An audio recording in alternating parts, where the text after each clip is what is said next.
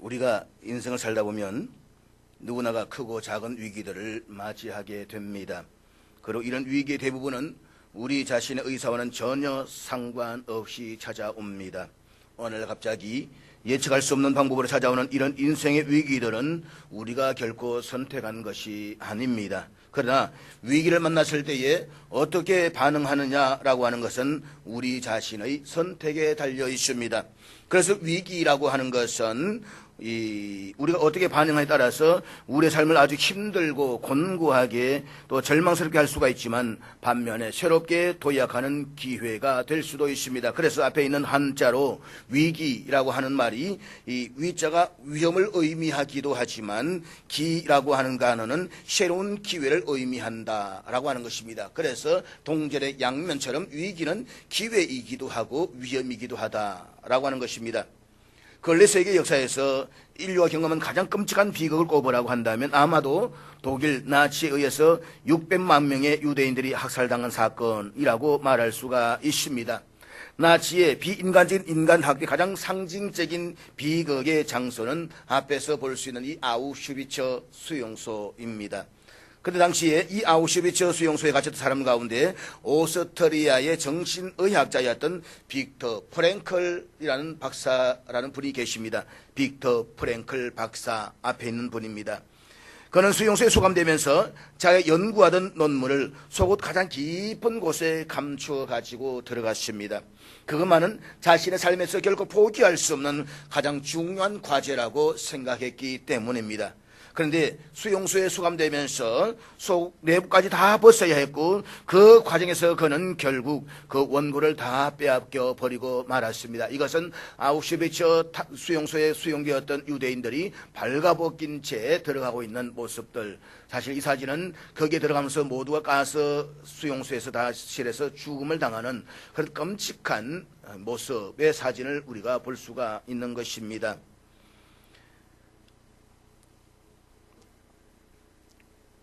결국 이런 수용소에 내복되면서 결국 저는 어떤 의미에 있어 가지고 자신의 삶의 이유요 생존의 목적이었던 원고를 빼앗겨 버린 것입니다. 이제 삶의 유일한 희망이 사라진 것입니다. 그런데 그 원고를 잃어버리고 모든 자유를 빼앗기는 아우슈비츠에 수감되는 그 순간 그는 자기 자신에게 이런 질문을 던집니다.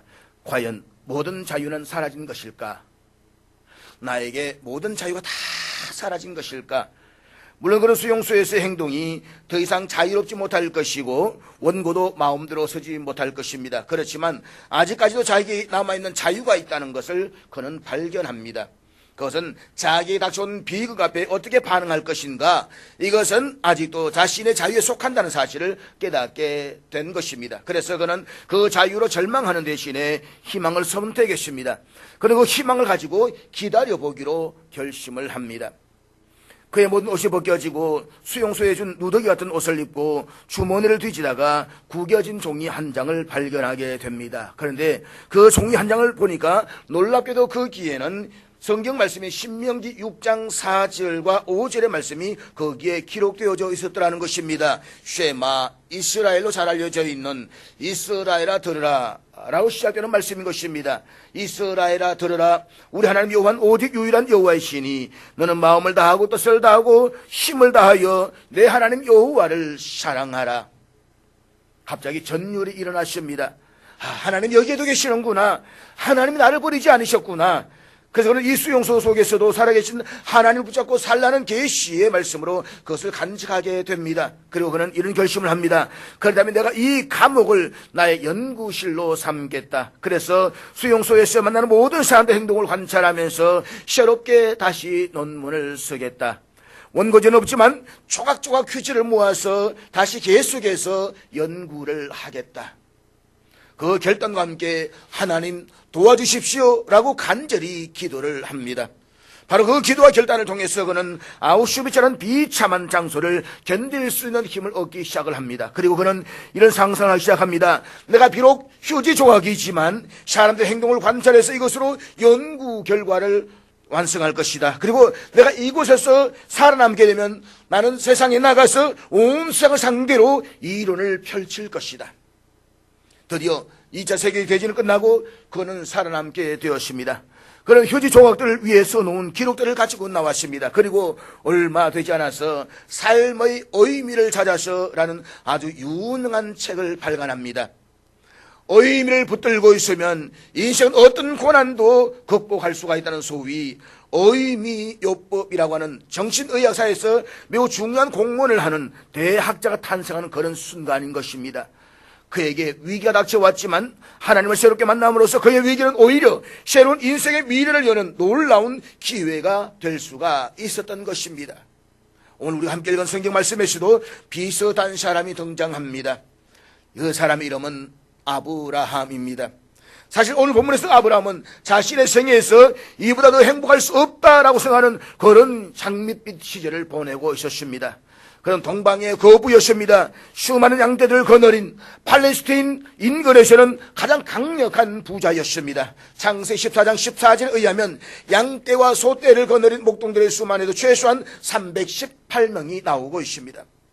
그리고 드디어 99세에 그토록 소원하던 아들을 얻었습니다. 정말 대단한 일입니다. 아브라함의 생애에서 이때보다 더 행복했던 때가 있었을까요?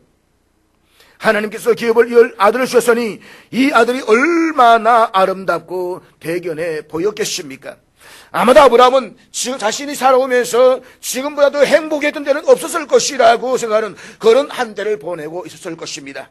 그런데 그런 아브라함에게도 위기가 찾아왔습니다. 이삭의 나이가 18세쯤 되었을 때에 하나님께서 아브라함을 찾아오십니다. 그리고 이렇게 말씀하시는데 본문 2절 말씀으로 다 같이 보도록 하겠습니다. 2절 다 같이 읽겠습니다. 시작. 99세에 기적으로 얻은 아들, 눈에 넣어도 아프지 않을 아들을 죽음의 제단에 제물로 바치라는 것입니다. 이것이 무슨 청천벽력 같은 소리인 것입니까? 하나님의 명령 앞에 아브라함이 선택할 수 있는 것은 두 가지밖에는 없습니다. 하나님을 원망하고 그냥 자기 마음대로 인생을 살아가든가, 아니면 이런 비극적인 상황 속에서도 여전히 하나님을 믿고 순종의 길을 걸어갈 것인가라는 선택의 갈림길에 선 것입니다.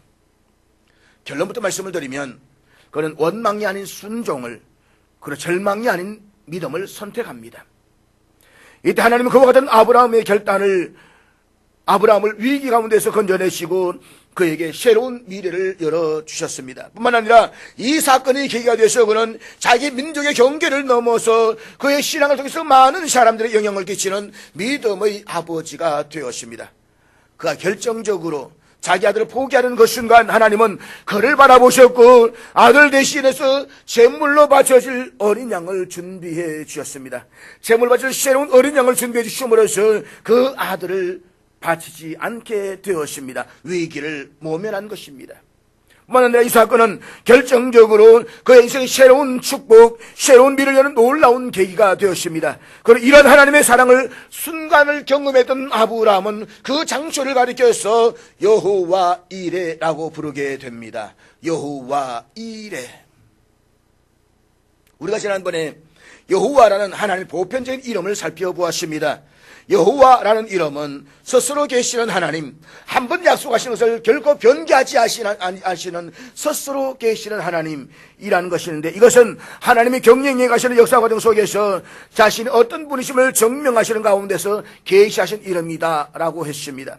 그런데 오늘 본문에서 아브라함에게 계시하신 여호와 이레라는 이름은 여호와와 이레라는 두 단어가 합쳐진 이름입니다. 우리가 앞으로 계속해서 하나님 이름을 알아가는 가운데서 여호와라는 이름 뒤에 복합적으로 사용되는 이름을 살펴보게 될 것입니다. 가령 여호와 니시, 여호와 라파, 여호와 샴마, 여호와 체바오트, 여호와 삼마, 이런 많은 이름이 나옵니다. 그런데 이 여호와와 복합적으로 사용되는 이런 하나님의 이름들은 모두가 역사적인 어떤 상황 속에서 하나님이 어떤 분이신가를 계시하신 이름이다라는 사실을 염두에 둘 필요가 있습니다. 즉 여호와와 복합된 이런 이름들은 하나님 스스로 계시는 분으로서 그의 백성들을 사랑하시고 필요한 것들을 채워주시는 분이심을 우리들에게 보여주고 있다라고 하는 것입니다. 따라서 오늘 본문에서 이레라고 하는 말은 미리 본다 혹은 준비한다 라는 뜻입니다. 영어 성경에 보게 되면 이 대목을 준비하시는 하나님, 미리 보시고 준비하시는 하나님으로 표현하고 있습니다. 즉 하나님은 우리 인생의 미래를 미리 보시기 때문에 그분은 미리 준비하시는 분이시다 사실을 여호와 이레라는 이름을 통해서 알게 하시는 것입니다. 사랑하는 여러분, 우리 모두는 불확실한 인생을 하루하루 초조하게 살아갑니다. 그래서 생각해 보십시오. 하나님이 미리 다 보시고 우리의 미래를 미리 준비해 두셨다고 한다면 우리의 삶이 달라지지 않을까요? 미리 보시는 하나님, 그리고 준비하시는 하나님, 그 하나님이 우리의 하나님이 되신다면 얼마나 좋겠습니까?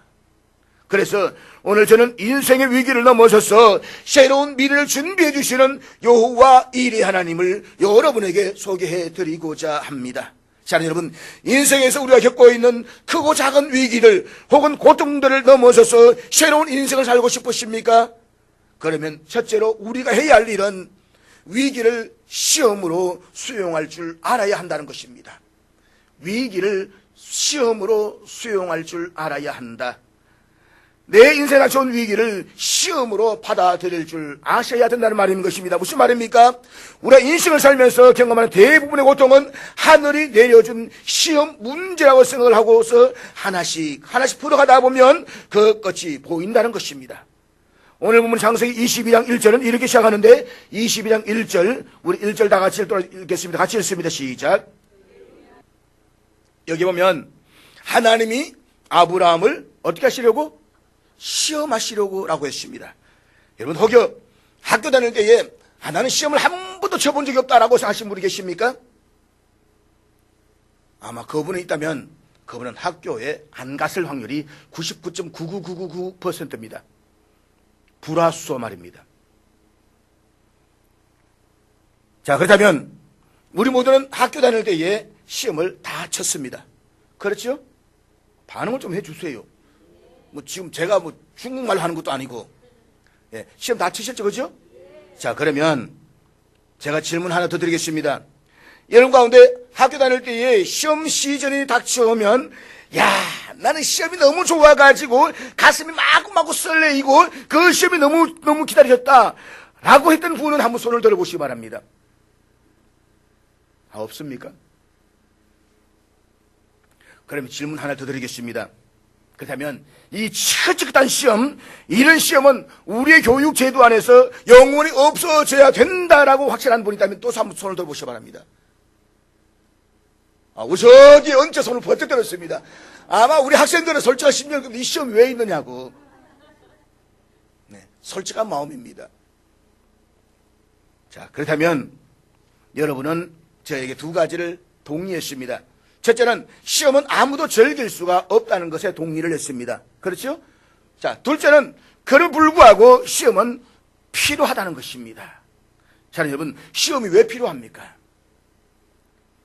시험을 치고 나면 객관적으로 우리는 실력을 점검받고 평가를 받게 됩니다. 내가 어디에서 뒤떨어져 있는지, 얼마만큼 모자라는지, 그래서 내가 그 부분을 보충하고 보완시키면 소위 우리의 실력이 향상이 됩니다. 그런데 하나님 똑같은 이유에서 우리가 신생을 살아갈 때에 시험을 허용하신다는 것입니다. 이 고난의 시험을 통해서 우리는 우리의 모자람을 보충하고 보다 나은 인간으로 살아갈 수가 있었다는 것입니다.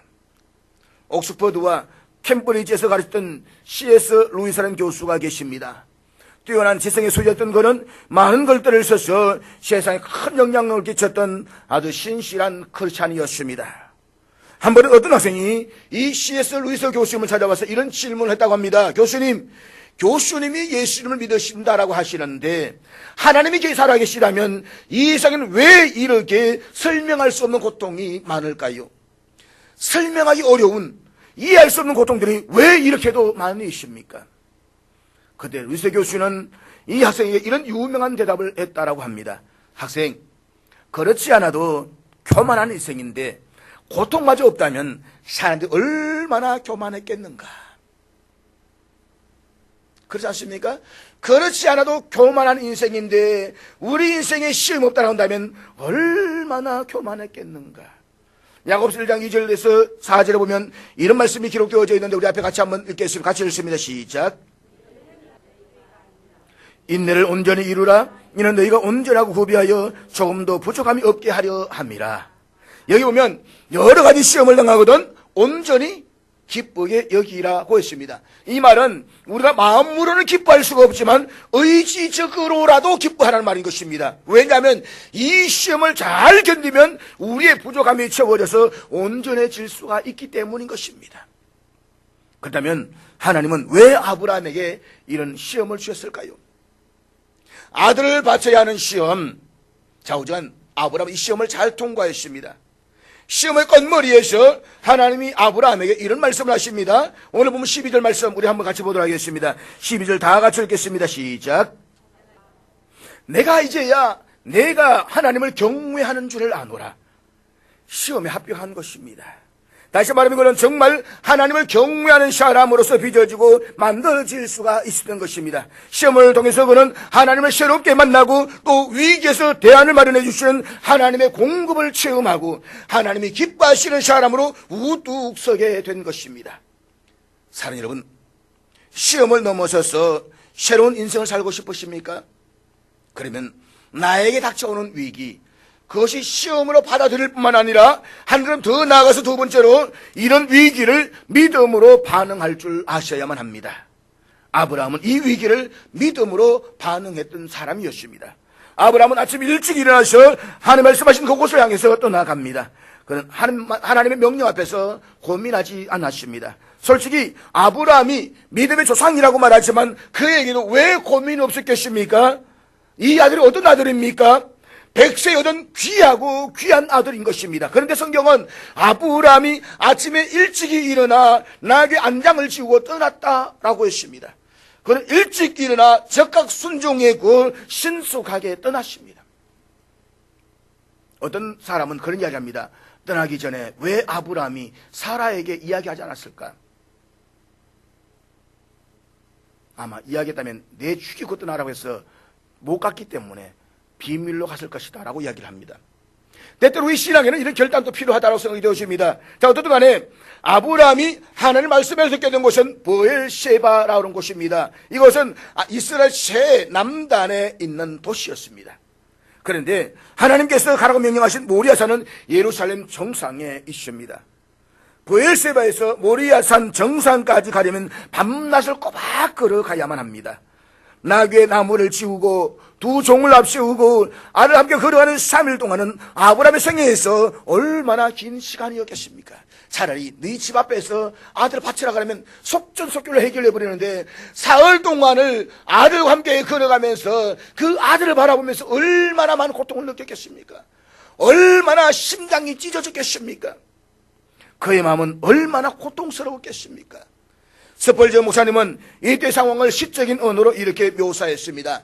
아브라함이 걷는 헤브론 광야는 길은 매우 황량하고 적막했다.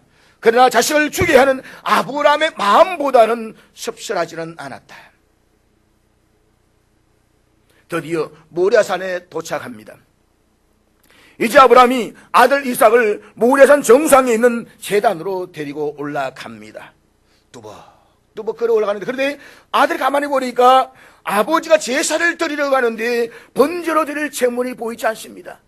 유대에서는 제사를 드릴 때 항상 소나 양이나 번제물을 가지고 올라가게 되어져 있습니다. 그런데 보이질 않아요. 아무리 봐도 제물이 보이지 않습니다. 그 산에 올라가면서 아들이 아버지에게 묻습니다. 아버지, 왜? 아니, 불과 나무는 다 있는데 태워서 바칠 어린 양은 어디에 있습니까? 지금 아버지 아브라함은 자기 아들을 바쳐야 하는 순간입니다.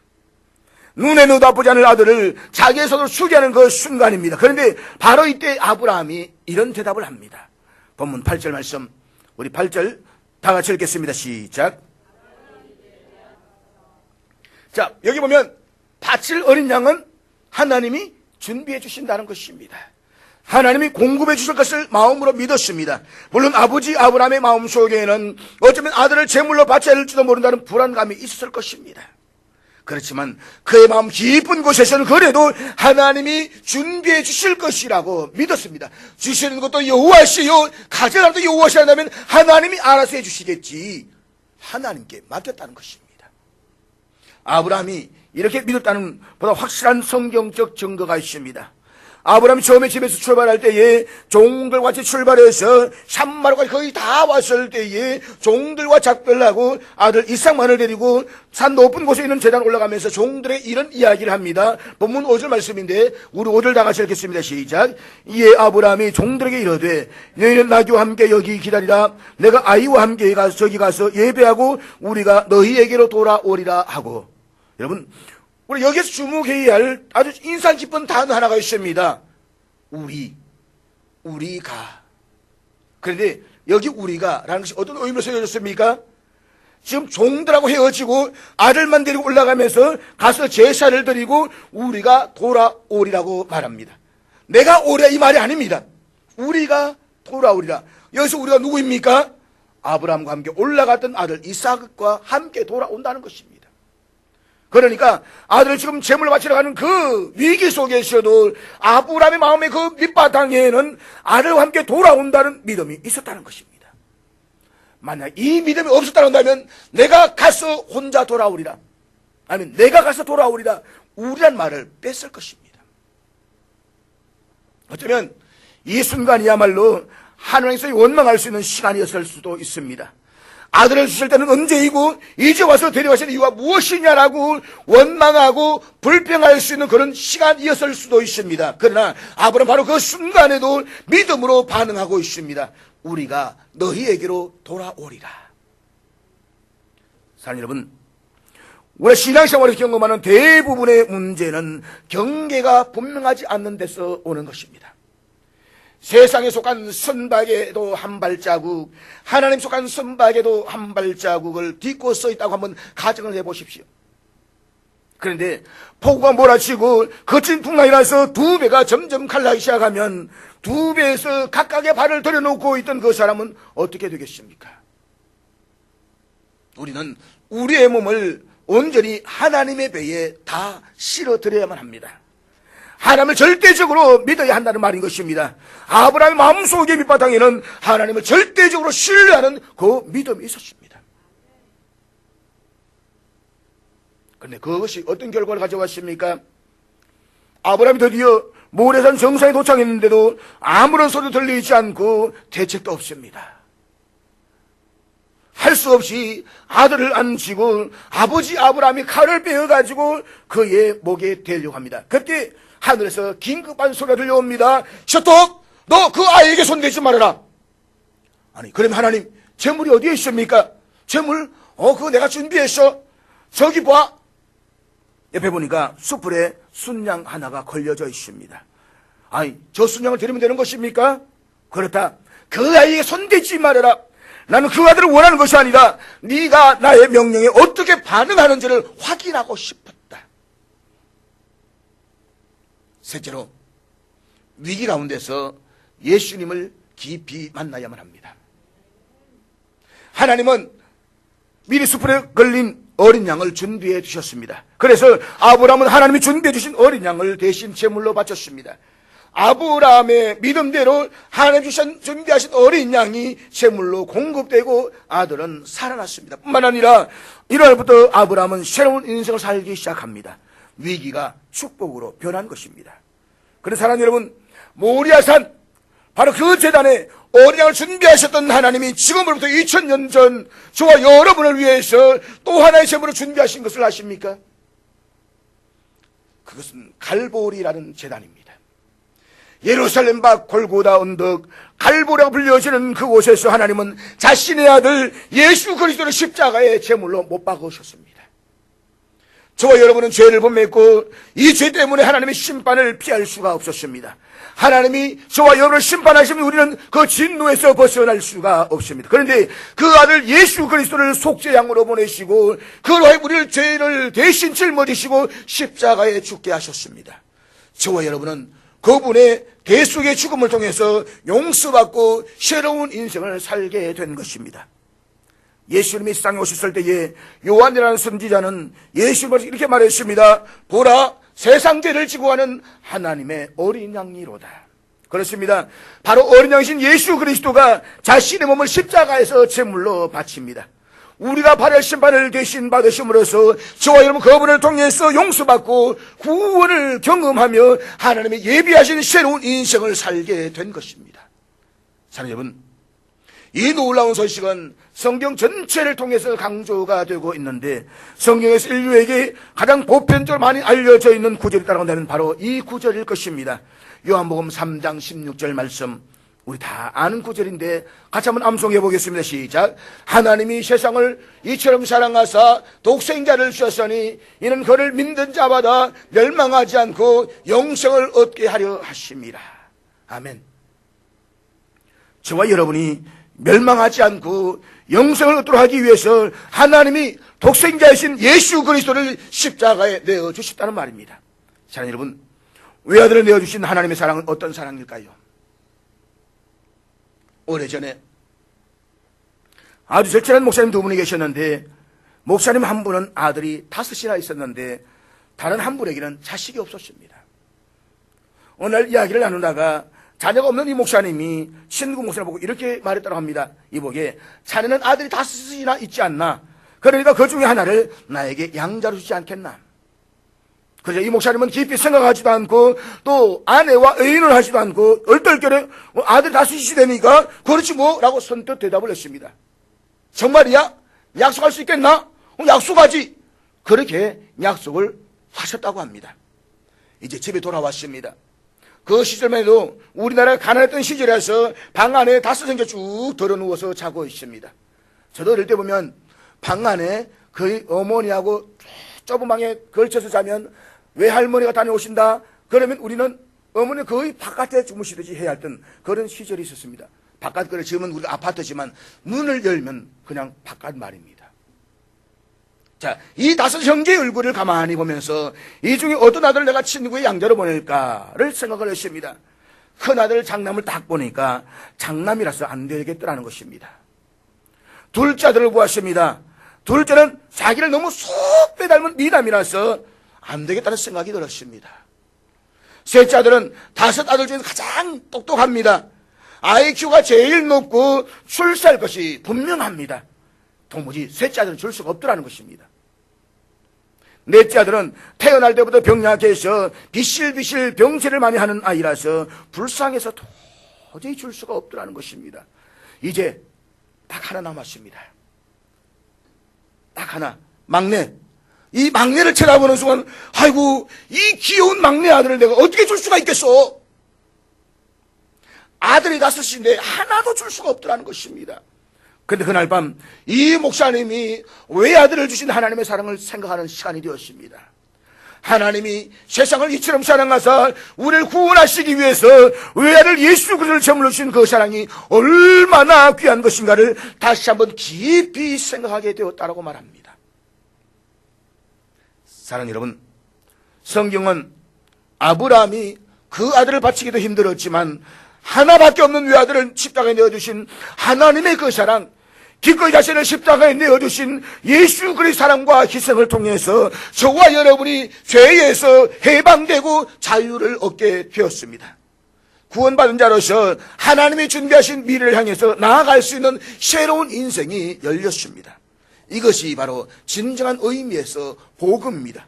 그래서 우리가 성경의 소식을 듣는 우리를 향해서 굿뉴스, 기쁜 소식이라고 말하고 있습니다. 좋은 소식 말입니다. 그런데 이 좋은 소식들은 이단들이 다 사용하고 있습니다. 박옥수부터 시작해가 이요한, 인간들이 다 사용하고 있습니다. 신천지. 그러나 여러분, 우리가 이 좋은 소식, 이 기쁜 소식을 받아들이기 위해서는 하나님의 아들이신 예수 그리스도가 갈보리 언덕 십자가에서 자신의 몸을 내어주셨다는 사실과 그분의 희생과 사랑에 저와 여러분이 빛을 주고 있다는 사실을 결코 잊지 말아야만 합니다. 자, 여러분, 여호와이레, 여호와이라는 하나님의 이름은 아브라함이 여호와의 준비하시는 역사를 체험했던 모리아산을 향해서 불려졌던 이름입니다. 여호와께서 자기를 위하여 친히 준비하시리라. 하나님께서 친히 준비하신다. 우리 이 말을 들으면 얼마나 힘이 나는지 모릅니다. 때때로 하나님 준비하십니다. 여호와의 일에 할렐루야라고 말합니다. 그리고 여호와는 하나님 이름과 같이 하나님 우리의 모든 일들에서 우리의 필요한 것들을 준비해 주시고 공급해 주시는 분으로 믿습니다. 그런데 여기에 오늘 우리 그리스도인들이 여호와 이래 되시는 하나님에 대한 오해가 있습니다. 그러니 여호와 이래 여호와께 준비하시리라고 하면 자기의 이기적인 목적을 위해서 구하면서도 하나님이 친히 다 준비해 주실 것이다라고 생각을 한다는 것입니다. 그래 여러분, 우리가 기억해야 될 것은 하나님 자신을 위해서 바칠 어린 양을 준비하셨지만 그것이 어떤 경우에 준비하셨는가라고 하는 것입니다. 그것은 아브라함이 하나님을 경외하는 마음으로 독자 이삭까지도 아끼지 아니하고 믿음으로 순종했을 때에 하나님은 여호와 일의 하나님으로 이삭 대신에 어린 양을 준비해 주셨다는 것입니다. 다시 말하면 독자 이삭보다도 하나님 더 사랑함으로써 하나님 말씀에 전적으로 순종하는 아브라함을 위해서 어린 양을 준비해 주셨다는 것입니다. 좀 더 이야기하면 내가 가장 아끼고 가장 사랑하고 가장 소중히 여기는 것조차도 주를 위해서 내드렸을 때에 하나님은 우리에게 여호와 일의 하나님으로 다가오신다는 것입니다. 사랑하는 여러분, 하나님께서는 우리를 위해서 준비하시고 제공해 주시는 참으로 은혜가 풍성하신 하나님이십니다. 그러나 그 하나님은 자신을 위해서 준비하신다는 사실을 잊지 마십시오. 하나님의 영광을 위해서 하나님 말씀에 절대적으로 순종하며 믿음으로 살아가는 당신의 백성들에게 필요한 것을 준비해 주시고 제공해 주시는 분이십니다. 그분은 결코 자기의 영광을 거부하고 하나님 말씀에 불순종하며 살아가는 자들을 위해서 필요한 것을 준비하시고 제공해 주시는 그런 분이 아니십니다. 하나님의 이끄심과 준비하심은 자기를 희생하면서까지 하나님의 나라와 의를 먼저 구하는 자에게 약속된 축복인 것입니다. 그러므로 여호와 일의 하나님은 자기의 유익을 위해서만 살아가는 이방인들과는 전혀 상관이 없는 분이십니다. 자신의 가장 귀한 것, 자신이 가장 아끼는 것까지 들여서 하나님 말씀에 순종하려고 하는 자들을 위해서 하나님은 여호와 일의 하나님이 되시는 것입니다. 그러므로 우리를 위해서 죽으시고 다시 사신 예수 그리스도, 만약 이분을 저와 여러분이 우리의 인생 속에 우리의 인생의 주인으로 받아들이시기를 바랍니다. 그리고 하나님을 영화롭게 하는 일에 우리 자신을 기쁘게 드리기로 결단해 보십시오. 그러면 여러분이 약속한 자유가, 그분이 약속하신 새로운 인생이, 하나님이 예비하신 여호와 일의 놀랍고 새로운 인생이 열려지기 시작할 것입니다. 기도하겠습니다.